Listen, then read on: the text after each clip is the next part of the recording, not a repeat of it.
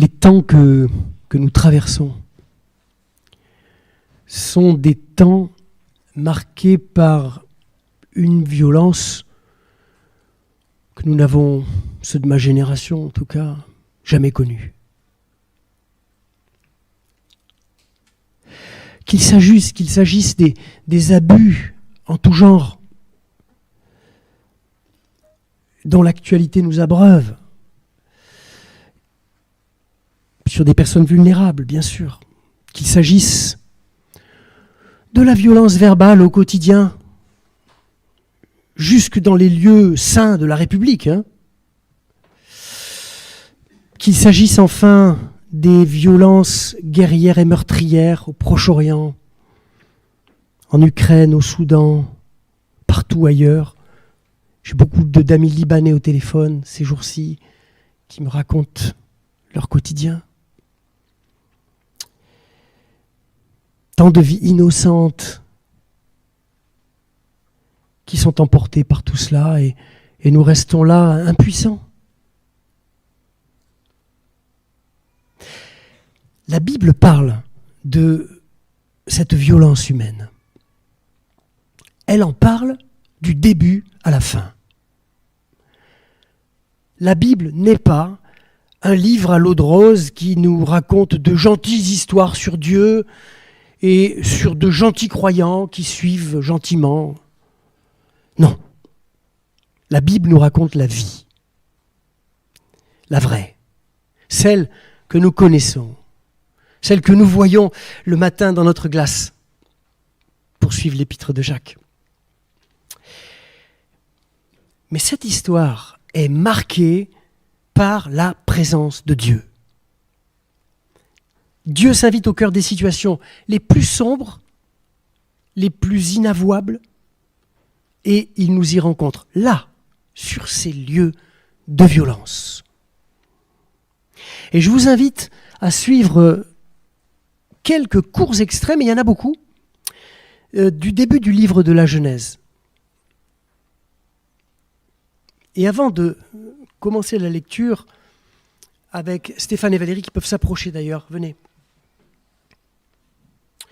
Je vous invite à commencer par ce regard de Dieu sur son humanité,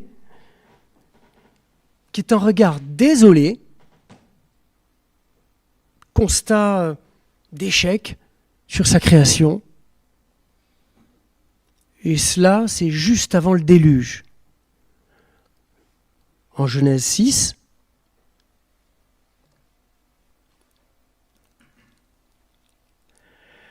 le Seigneur vit que le mal des humains était grand sur la terre et que leur cœur ne concevait jamais que des pensées mauvaises. Le Seigneur regretta d'avoir fait les humains sur la terre et son cœur fut affligé. Le Seigneur dit « J'effacerai de la terre les humains que j'ai créés. »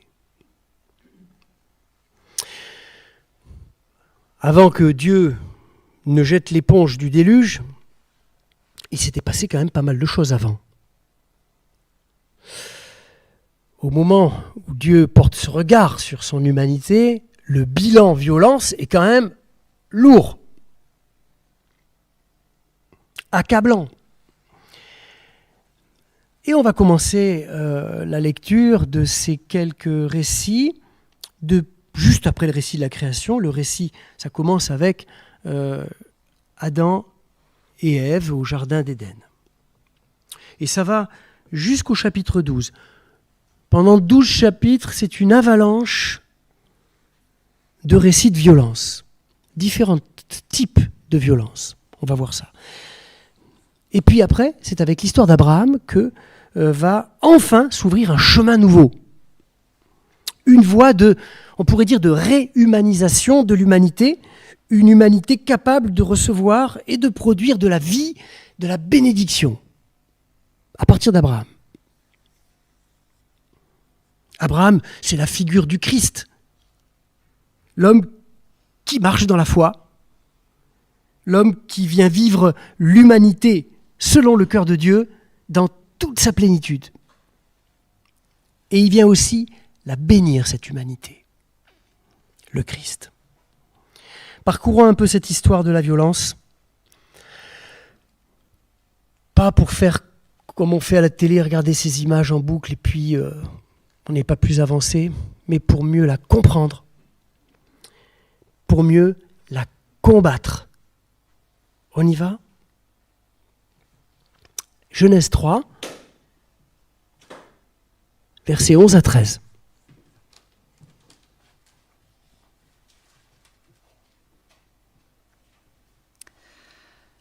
Est-ce que tu as mangé de l'arbre dont je t'avais prescrit de ne pas manger ? L'homme répondit, la femme que tu as mise auprès de moi, c'est elle qui m'a donné du fruit de l'arbre, et j'en ai mangé. Le Seigneur Dieu dit à la femme, qu'as-tu fait là ? La femme répondit, le serpent m'a trompé, et j'ai mangé.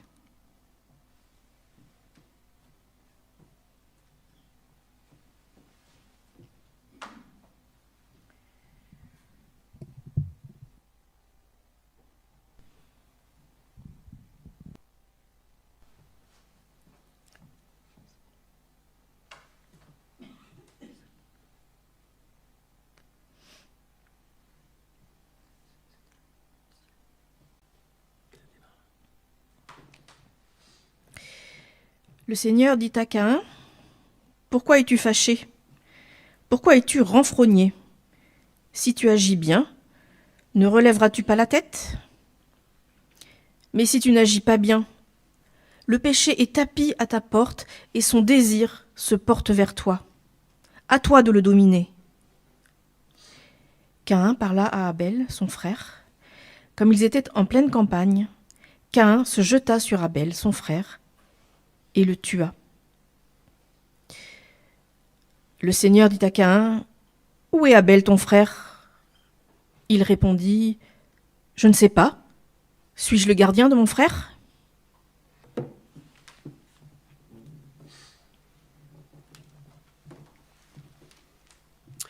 Il y a aussi cette histoire, bien sûr, du déluge, qui commence par, on l'a vu tout à l'heure, cette déception de Dieu, l'histoire qui se termine, l'histoire du déluge, par un Dieu qui a changé.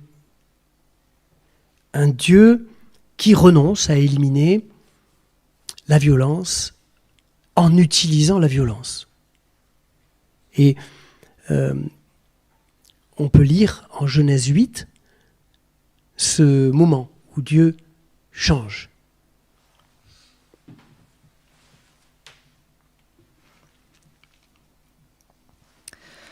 Le Seigneur sentit une odeur agréable. Et le Seigneur se dit, « Je ne maudirai plus la terre à cause des humains, parce que le cœur des humains est disposé au mal depuis leur jeunesse. Et je ne frapperai plus tout ce qui est vivant, comme je l'ai fait. »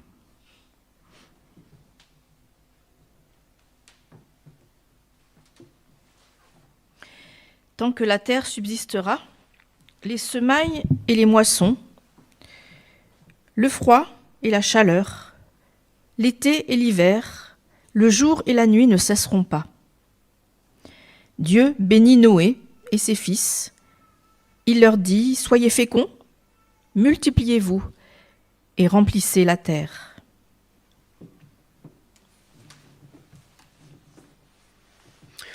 Ensuite, on arrive au récit de la tour de Babel.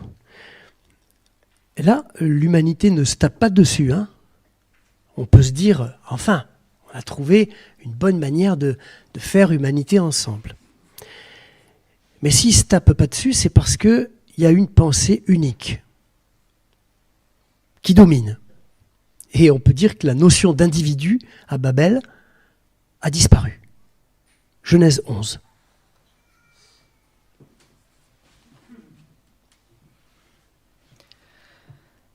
Toute la terre parlait la même langue avec les mêmes mots. Ils dirent alors, « Bâtissons-nous donc une ville et une tour dont le sommet atteigne le ciel, et faisons-nous un nom, afin que nous ne nous dispersions pas sur toute la terre. »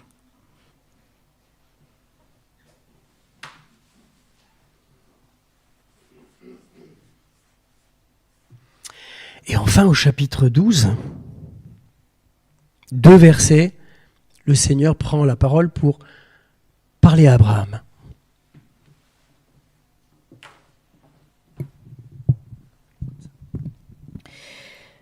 Le Seigneur dit à Abraham, « Va-t'en de ton pays, du lieu de tes origines et de la maison de ton père, vers le pays que je te montrerai. Je ferai de toi une grande nation et je te bénirai. Je rendrai ton nom grand et tu seras une bénédiction. »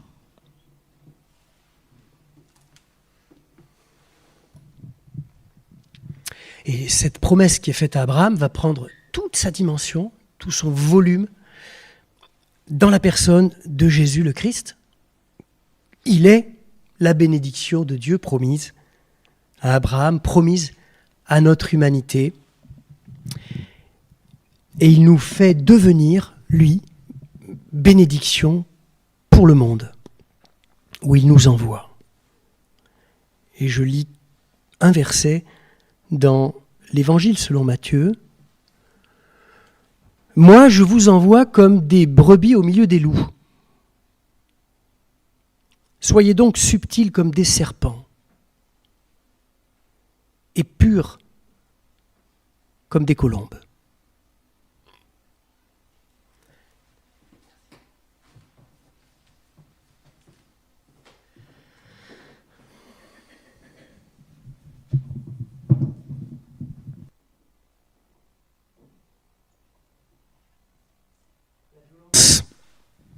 Vous l'avez entendu, hein, c'est une réalité humaine et une réalité humaine traduite par la Bible en des termes directs.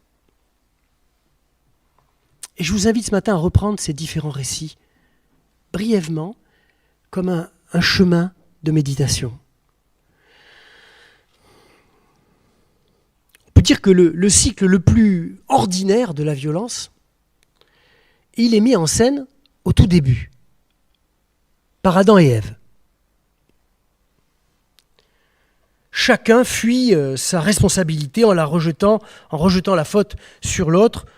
C'est ce qui arrive souvent dans les conflits relationnels, les conflits conjugaux. On dit « tu »,« toi, tu ». Et en disant « tu », on tue l'autre. Et sans s'en rendre compte, on se tue soi-même aussi.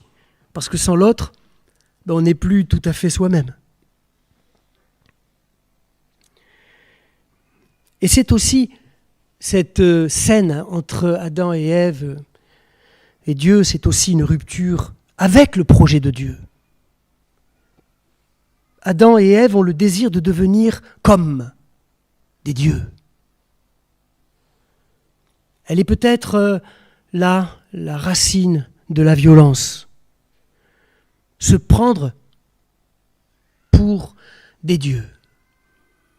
Et vouloir exercer notre toute-puissance personnelle sur le monde, sur les autres, sur notre famille, sur notre Église, en politique.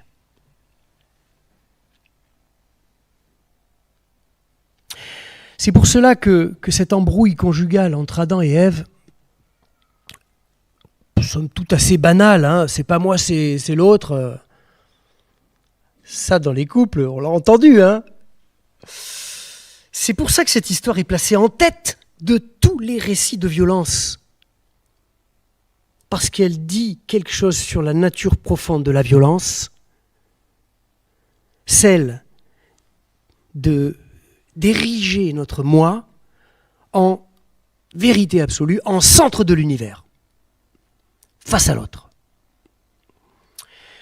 Nous sommes invités par le récit biblique à repérer en nous cette racine de la violence pour apprendre à nous en guérir, à la combattre. Et arrive juste après cette histoire un peu fondement de la violence, arrive l'histoire de Caïn et Abel, l'assassinat fratricide. Voilà comment commencent les relations dans la Bible entre les gens.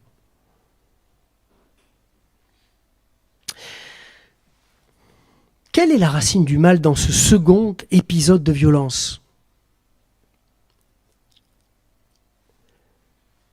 je le mets d'ailleurs comme ça, voilà, Genèse 4. Bien, c'est ce sentiment très commun, universel, qu'on appelle la jalousie. Abel n'a pas fait de tort à Caïn, mais Caïn a pris ombrage d'Abel. Caïn prend l'initiative de l'offrande à Dieu. Dieu ne demande pas qu'on lui des offrandes dans ce récit. D'un seul coup, il y a Caïn qui vient faire une offrande.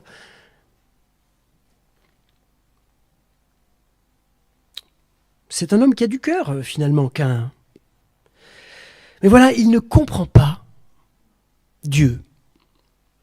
Dieu ne se reconnaît d'ailleurs pas dans l'offrande que lui adresse Caïn. Ça veut bien dire que Caïn ne comprend pas Dieu. Et comme Dieu ne se reconnaît pas dans certaines prières que nous pouvons lui adresser, ça arrive, j'en doute pas un instant, en tout cas les miennes. D'ailleurs, la preuve la plus évidente, c'est que j'attends toujours l'exaucement de certaines prières. C'est sans doute que Dieu ne s'y reconnaît pas. Caïn a une vision de Dieu erronée. Il a une mauvaise théologie. Voilà, on me dirait ça aujourd'hui, Caïn. Et il a un autre problème, Caïn. Il n'arrive pas à communiquer. Il parle à son frère, nous dit le texte, mais ne le rejoint pas. Et alors il use de l'unique langage dont il est capable, celui de la violence. Il ne trouve pas d'autre manière d'exister en face de l'autre qu'en l'éliminant.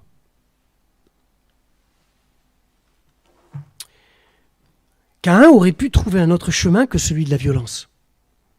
Il aurait pu commencer par écouter Dieu. Il aurait pu commencer par écouter l'autre, son frère. Apprendre à le connaître.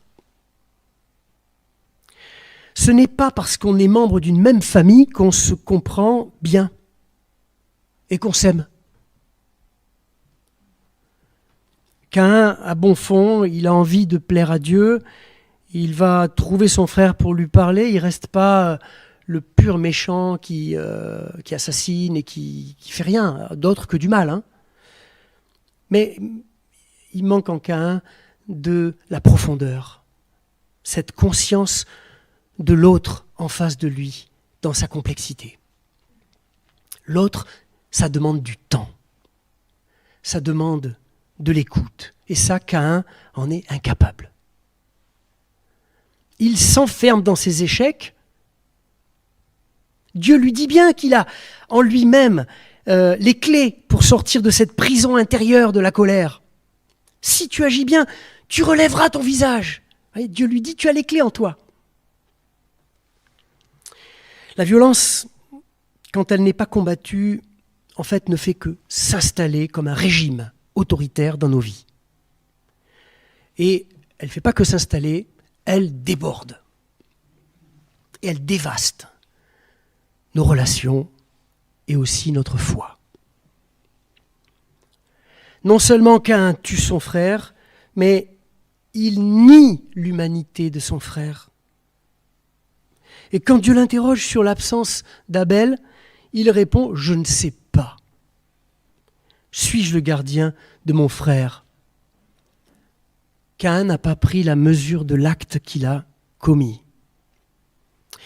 Un peu comme ces violeurs dans un procès actuel là, qui cherchent à minimiser, à relativiser la violence de leurs actes face à leurs juges. Et en faisant cela, ils n'ont pas conscience de nier l'humanité de la victime. Alors vient ensuite un récit quand même un peu embarrassant, celui du déluge. Dieu qui cherche à régler le problème de la violence, par la violence. Alors, on pourrait dire que lorsque Dieu devient violent, c'est pas de la violence, c'est de la justice. Appelez ça comme vous voulez. Bon, ça fait quand même beaucoup de morts, cette histoire. Mais le problème, c'est que Dieu se repent d'avoir agi comme cela. Je n'enverrai plus jamais de déluge pour anéantir l'humanité. Un peu comme à Ninive, dans le livre de Jonas, où Dieu se repent, c'est les mêmes mots, se repent d'avoir projeté d'anéantir Ninive. Dieu qui se ravise, c'est un peu embêtant quand même, ça nous dérange ça, non? On apprend que Dieu ne change pas. Et le texte biblique ne nous dit pas ça, pas toujours ça. Je vois dans ces récits une intention pédagogique. Dieu nous invite à l'imiter, c'est-à-dire à nous raviser comme lui quand nous sommes sur le point de devenir violents en parole ou en acte. Il nous invite à nous raviser, à changer de point de vue sur ce que nous sommes en train de concevoir, sur l'autre. Au lieu de le diaboliser, l'autre, et de l'enfermer dans un jugement définitif, Dieu nous montre que l'homme est finalement plus complexe que ça. Il est à la fois loup et brebis, pour reprendre le langage de Jésus que nous verrons tout à l'heure.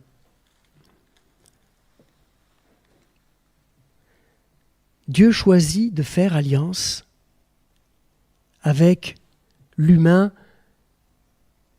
mi-ange, mi-bête, mi-loup, mi-brebis. L'humain tel qu'il est, sans jamais cesser de l'appeler à la conversion, au changement de vie, à l'alliance, comme on dit dans le langage biblique. Dieu se tient pour toujours, précise le texte, pour toujours. Je me tiens pour toujours du côté de l'espérance en cette humanité.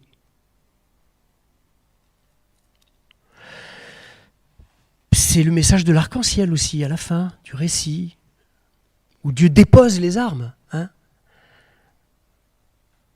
Mais c'est ça le message de l'Évangile. On peut avancer jusqu'au récit de la tour de Babel. Mais là, c'est encore un autre type de violence qui est mise en récit. Après l'individualisme de Caïn, cette fois-ci, c'est une violence inversée qui nous est racontée. C'est la violence du groupe, non plus celle de l'individu. Le groupe qui impose l'uniformité de sa pensée au monde entier, de pensée et de projet. C'est le nous totalitaire.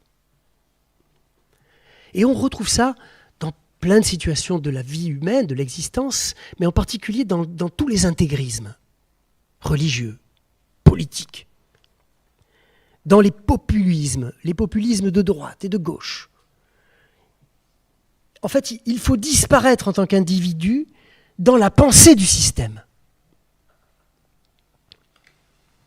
Au départ, comme pour Caïn qui voulait déposer son offrande à Dieu, l'intention est bonne. On veut réaliser un projet ensemble. C'est beau. On veut faire communauté, on veut vivre l'unité, on veut être plus fort ensemble, réaliser de belles choses. C'est magnifique. Mais voilà, l'alliance que nous propose la Bible n'est pas une uniformité. C'est-à-dire, elle n'est pas une négation de l'individu.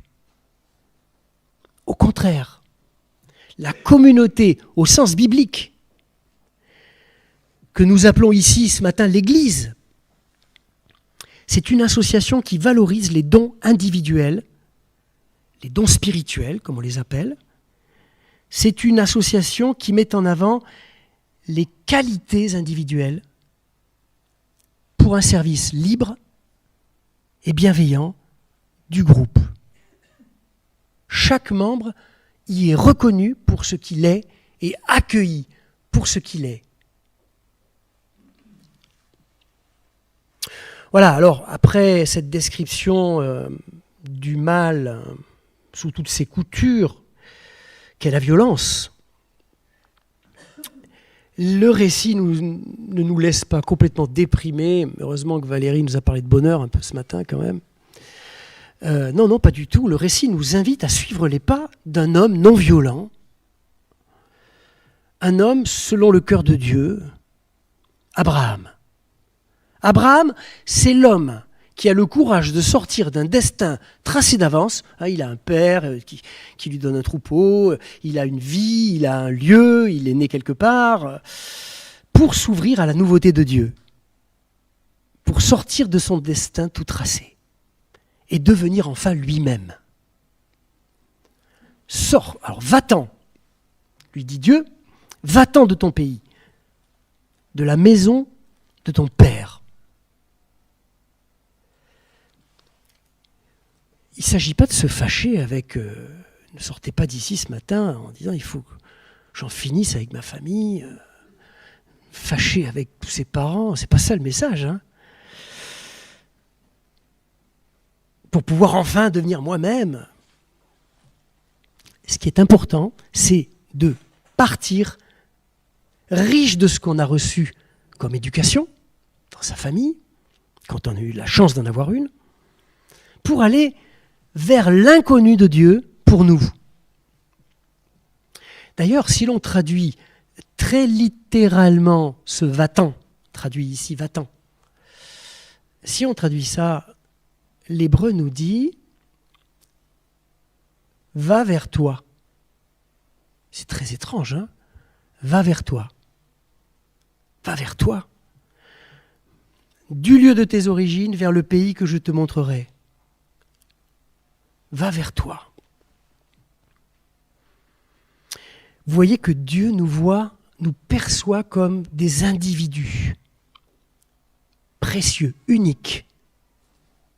Il nous appelle à nous découvrir nous-mêmes comme des êtres libres, capables d'aller vers l'aventure de la vie, la nôtre, chargés d'une parole de bénédiction pour nous-mêmes et pour les autres. Va vers toi, je te bénirai. Et tu seras une bénédiction pour les autres. C'est une sacrée belle feuille de route, ça.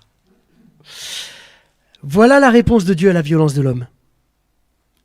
Dieu nous appelle, il nous envoie. Il nous bénit pour que nous devenions à notre tour source de bénédiction. Vous savez ce que c'est la bénédiction en hébreu, la racine, l'étymologie.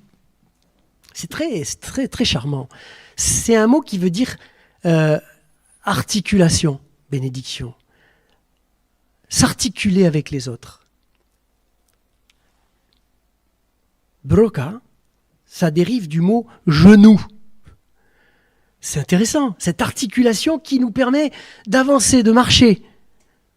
Le genou, c'est ce qui attache ma jambe à ma cuisse. Mais en laissant quand même à ma cuisse la liberté d'être cuisse et à ma jambe la liberté d'être jambe. Et Paul développera très bien cette image du corps où tout est en harmonie, tout est uni par des articulations et tout va bien comme ça, à partir du moment où la tête c'est Christ. Bon. La bénédiction, c'est à la fois, on va dire, l'attachement et la liberté. Être béni, c'est se sentir à la fois attaché à Dieu et libre d'aller vers nous-mêmes, vers ce projet de Dieu pour nous, de vivre notre vie. C'est ainsi, frères et sœurs, que nous combattrons la violence, qui reste tapie à notre porte, comme à la porte de Caïn. Le loup qui sommeille en nous sera combattu de cette manière. Jésus, en nous envoyant comme des brebis au milieu des loups, reprend une thématique de l'Ancien Testament très riche, très fréquente, et en particulier les prophéties d'Ésaïe 11 et 65 qui annonçaient la venue du Messie. Et Qu'est-ce qu'il allait accomplir, ce Messie, pour Ésaïe? Il allait faire en sorte, dans sa présence, que le loup et l'agneau deviennent des amis et se mettent à vivre en paix. Bien sûr, on comprend par ces paroles de Jésus, je vous envoie comme des brebis au milieu des loups. On comprend quoi? D'abord, et c'est une réalité dans bien des pays du monde, que les chrétiens vont rencontrer de la persécution, de l'oppression, de l'opposition. Mais on peut aussi comprendre cette parole comme un appel à réconcilier en nous le loup et l'agneau. La nouvelle créature que nous devenons par la foi en Jésus et l'ancienne créature que nous étions avant de croire en Jésus, elle n'a pas complètement déposé les armes, et l'apôtre Paul travaillera cette question. Et Jésus nous équipe pour mener ce combat contre la violence qui est en nous. Il nous demande de prendre exemple pour réussir ce combat sur le serpent et sur la colombe. Ah oui, c'est intéressant. Voilà une parole qui est quand même un peu dérangeante. Bon, pour la colombe, ça va, mais pour le serpent, si ce n'était pas Jésus qui l'avait dit, on se mettrait à réagir. La question est de savoir comment faire pour que notre brebis soit une bénédiction pour les autres, sans se faire dévorer par le loup qui est en nous, sans se laisser contaminer par la violence ambiante et la violence intérieure. À nous qui sommes mi-brebis, mi-loup, Jésus nous demande de devenir mi-serpent, mi-colombe. Ça fait du monde quand même, un vrai bestiaire.